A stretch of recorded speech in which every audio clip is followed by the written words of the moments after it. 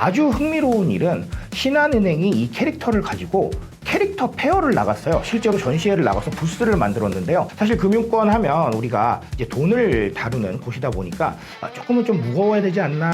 그동안에 우리가 은행 어플을 쓰면서 짜증났던 순간들이 생각보다 많잖아요. 근데 이런 것들을 좀 더 좋은 경험으로 개선을 한다면 사실 그게 가장 좋은 효과를 낸다고. 선택하는 주된 원인 중 하나가 정말 아이러니하게도 접근성에 따른 이 캐릭터들입니다. 알파와 MZ 세대와 접점을 조금 줄이려고 하고 있다. 자, 이렇게 봐주시면 되겠습니다. 요즘 신한은행을 보면 자체 캐릭터를 강조해서 메인에 좀 세웠더라고요. 신한은행이 갑자기 캐릭터를 강조하는 이유가 있을까요? 신한은행 말고도 요즘 은행들이 다 캐릭터 산업에 아주 열을 올리고 있습니다. 캐릭터 없는 은행 찾기가 더 어렵다, 이런 느낌인데 그 중에서도 신한은행은 신한프렌즈라고 하는 캐릭터들을 가지고 있고요. 이 캐릭터들의 홈페이지를 따로 만들 정도로 굉장히 열정적으로 접근을 하고 있습니다. 자, 오늘은 그래서 신한은행이 이런 것들을 왜 하고 있는지를 한번 좀 알아보려고 하는데요.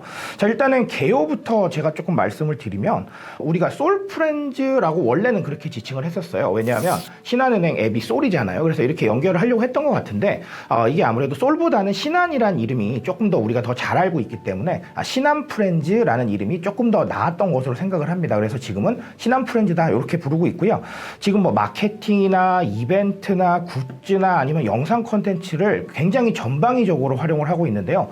아주 흥미로운 일은 신한은행이 이 캐릭터를 가지고 캐릭터 페어를 나갔어요. 실제로 전시회를 나가서 부스를 만들었는데요. 자, 이런 게 금융권에서는 처음 있는 일이었습니다. 사실 금융권 하면 우리가 이제 돈을 다루는 곳이다 보니까 조금은 좀 무거워야 되지 않나, 아니면 이렇게 너무 대중적으로 다가가면 좀 그렇지 않나라는 생각들을 가끔씩은 하게 되는데요. 이 캐릭터 페어에 갈 정도로, 자, 이 정도로 했다는 건 신한은행이 정말로 캐릭터에 관심이 많구나라는 걸 알 수가 있고요. 우리 IP라고 하죠. 이제 지적재산권이라고 얘기를 하는데요.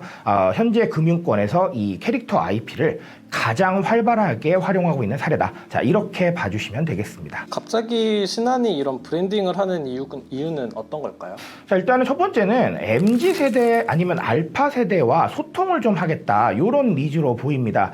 자, 정확하게 말씀을 좀 드리면 비교를 한번 해볼게요. 우리 알파세대를 좀 기준으로 생각을 하면요, 알파세대가 처음으로 통장을 만드는 곳은요, 어머니 아버지의 영향을 받지 않는다면 거의 대부분이 카카오뱅크를 만들고 있습니다. 아니면 뭐 토스뱅크나 이렇게 우리가 쉽게 접근할 수 있는 인터넷 은행을 선택을 하게 되는데요.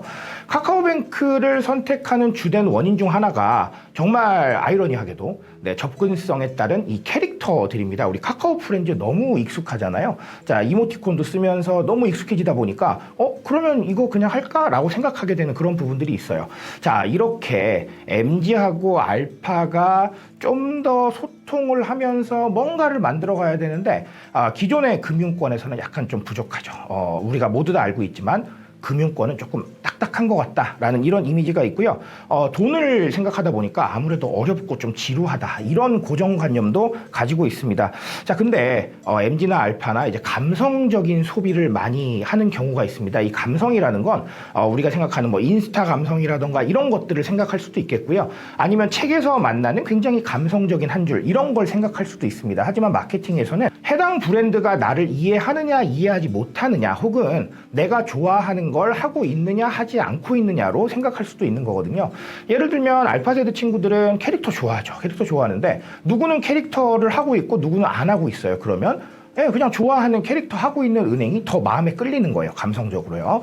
자, 이런 부분들이 있기 때문에 사실은 캐릭터라는 것 자체가 우리가 뭐 놀이 수단으로 접근을 할 수도 있고요. 예를 들면 컨텐츠를 뭐 소비하면서 놀 수도 있고, 아니면 굿즈를 가지고 와서 놀 수도 있는 거고요. 자, 이런 놀이 수단과 뭐 공감이라던가 감성, 정체성, 이런 다양한 요소들을 한 번에 자극할 수 있는 상당히 중요한 요소가 됩니다. 여기서 함께 따라오는 주제가 뭐냐면 우리 디깅이라는 주제인데요. 디깅이라고 하면 관심사를 찾아서 몰입하는 성향을 말합니다.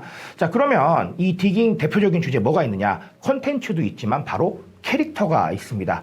예전에 제가 모 도서관에 가서 인문학 강의를 했더니 어느 어머니께서 자제분을 데려오셔서 저한테 이런 얘기를 하셨어요. 좋아하는 캐릭터가 나오면 껍데기만 있어도 사야 된다. 자, 이런 얘기를 하셨습니다. 이거 왜 그럴까요? 내가 좋아하는 캐릭터 있으니까 정말 뭐 안에 있는 건 전혀 바뀌지 않고 포장만 바뀌었는데도 갖고 싶은 거예요. 그 포장 하나에 열광하는 거거든요. 자, 이렇게 디깅 성향을 건드리려면 아무래도 신한은행에 디깅하는 것보다는 신한프렌즈에 디깅하는 게 조금 더 빠르겠죠. 대중적이고요. 예, 그래서 캐릭터에 집중한다. 그리고 이 모든 거는 전반적으로 본다면 알파와 MZ 세대와 접점을 조금 줄이려고 하고 있다. 자, 이렇게 봐주시면 되겠습니다. 두 번째 이유는요, 우리 디지털 금융 시대라고 얘기를 많이들 하죠. 이제 비대면 거래가 활성화가 되고 이미 인터넷 전문 은행이 있어서 인터넷 전문 은행 같은 경우는 우리 뭔가 문제가 발생하더라도 고객센터도 심지어 다 모바일로 처리를 하고 있죠. 자, 이런 상황입니다. 근데 문제는 뭐냐면 이런 상황 속에서 사람 없는 금융이 되다 보니까 이게 사람이 해야 될 일들을 누군가가 대체를 해야 되는 이런 상황들이 온 거예요.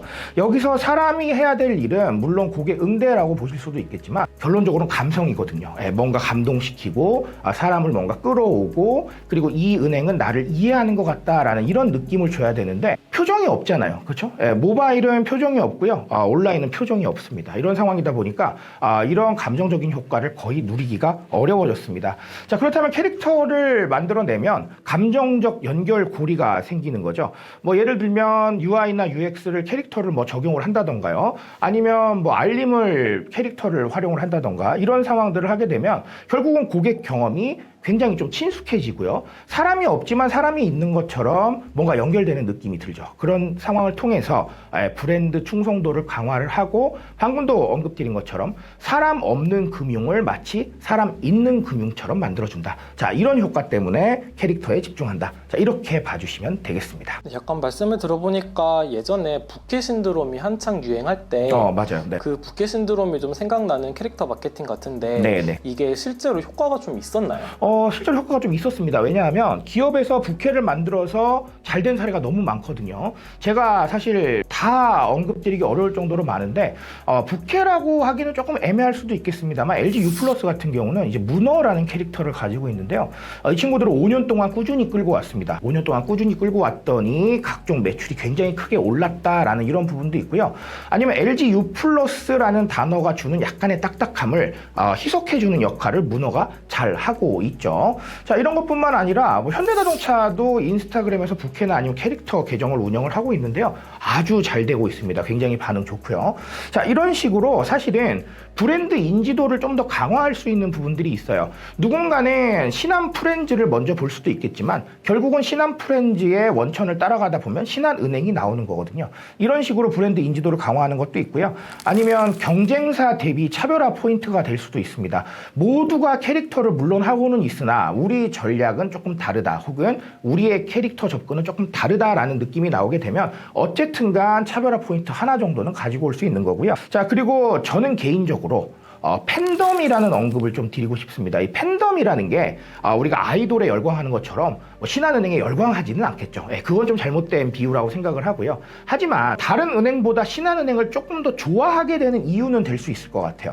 장년층이나 아니면 기성세대 분들은 아무래도 좀 웃긴 얘기긴 하지만 이자 많이 주는 은행을 선호하시겠죠. 그렇죠? 기능적인 측면을 아무래도 선호하시겠지만 우리 MZ나 알파는 감성적인 측면을 좀 선호하다 보니까 이 캐릭터라는 거 하나가 그냥 팬덤의 이유가 되고요. 다른 은행보다는 그래도 신한이 좋아라는 이유가 될 수 있기 때문에 그런 효과도 조금 기대를 할 수가 있겠고요. 아니면 요거는 좀 현실적인 얘기인데 신한은행이 이 캐릭터로 뭐 많은 걸 팔려고 하진 않겠지만요. 비금융 분야를 좀 확장할 수 있다. 이런 느낌들이 좀 있을 것 같습니다. 예를 들면 코레일 같은 경우에 코레일도 이 굿즈를 팔거든요. 블럭이나 이런 것들을 팔게 되는데 사실은 그걸로 엄청난 수익을 올리는 건 아니지만 어쨌든 우리는 교통수단을 다루는 기관이다라는 이 부분에서 약간 확장을 해나가고 있는 이런 부분이 있는데요. 신한은행 역시 이 캐릭터를 통해서 캐릭터 IP를 다룰 수 있는 좀 더 확장된 그런 기업이다라는 이미지를 심어줄 수도 있고요. 뭐 길게 보면 사실 이게 뭐 또 다른 수입의 원천이 될 수도 있지 않겠습니까? 제가 앞서 언급드린 대로 이걸 많이 팔아서 뭐 대박이 날 거야 이런 느낌보다는 그럼에도 불구하고 금융회사는 이렇게 해야 돼라고 하는 고정관념에서 조금 벗어나서 영역을 전반적으로 확장할 수 있는 이런 기회를 만들 수가 있겠다. 이런 효과들을 좀 기대할 수가 있겠습니다. 팬덤 형성으로 젊은 고객 확보가 주 목적이라는 것 같은데, 근데 젊은 고객이 주인 금융 브랜드라면은 저는 토스가 좀 생각이 나거든요. 맞아요. 토스요. 네. 토스는 아무래도 좀 쉬운 용어나 뭐 유저 친화적 UI, UX가 좀 돋보이는 브랜드인데 캐릭터 집중이라면 좀 리스크가 있을 것 같아요. 맞아요. 그렇죠. 리스크가 없다고 보기는 좀 어렵습니다. 일단은 사실은 저는 개인적으로는 지적해주신 UI나 UX가 가장 좋은 경험이라고 생각을 합니다. 그동안에 우리가 은행 어플을 쓰면서 짜증났던 순간들이 생각보다 많잖아요. 근데 이런 것들을 좀 더 좋은 경험으로 개선을 한다면 사실 그게 가장 좋은 효과를 낸다고 생각을 합니다. 자, 그러다 보니까 리스크는 일단은 캐릭터에만 얘네 집중하는 거 아니야? 라는 오해를 조금 불러일으킬 수가 있겠죠. 만약에 캐릭터를 열심히 하고 있는데 UI나 UX는 별로예요. 그러면 딴 데 집중하고 있구나 라는 이런 오해를 줄 수가 있고요.